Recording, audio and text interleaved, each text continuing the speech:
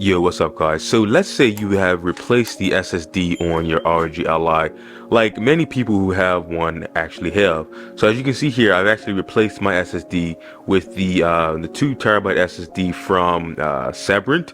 So I have replaced that and I have put that inside of my ROG Ally.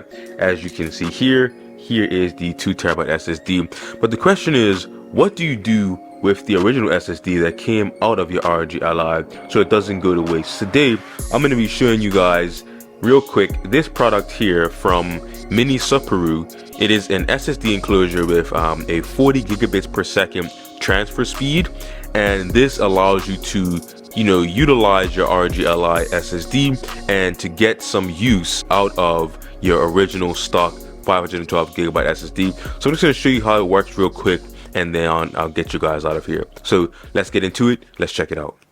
Okay, so the first thing you want to do is take the 4 screws out of the back, and then you're going to take the back off, and then you will be greeted by the inside of the SSD enclosure. It does include this thermal pad to transfer the heat to the fully metal casing, so that is good to see. And as you can see here, we actually have 2 components I'm going to talk to you guys about. So we have the original 512 gigabyte SSD from the ROG Ally right here, and we also have this extender here, which I'm going to tell you guys a little bit about. So if you don't know about SSD sizes, they pretty much go by length. So the original SSD from the ROG Ally is a 2230 SSD, but the enclosure takes a standard size 2280 SSD. So what this little red extender does is it extends the 2230 size SSD to the full 2280 size length. I'll make sure I put a link to both of these in the description so you guys can pick these up, and it does help the channel out a little bit. So once you connect the SSD from the ROG Ally to the extender here, it's a very simple process. Just line up the pins here in the front, push it in, and then push it down. It does come with this little nub here that you put into the back hole.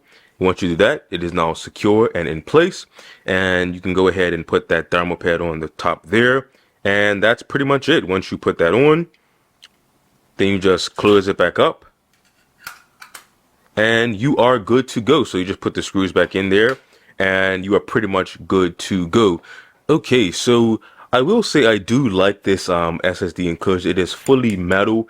It also has a very good transfer speed, so it is 40 gigabits per second, and I do like that it is a very fast SSD enclosure. Usually SSD enclosures are around 10 gigabits per second or even 20 gigabits per second, but this does unleash the full 40 gigabit per second transfer speed that these SSDs can produce. Now I will say the ROG Ally is gonna max out at around 10 gigabits per second if you connect this back to the ROG Ally, but for any other computer or device that supports Thunderbolt or USB 4, you're going to be able to transfer at the full speed.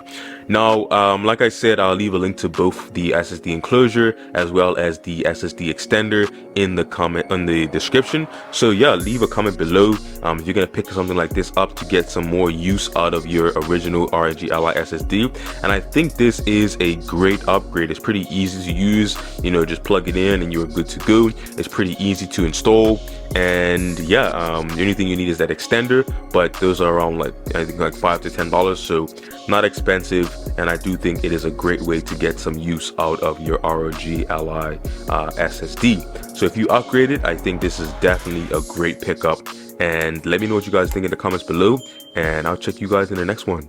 Peace.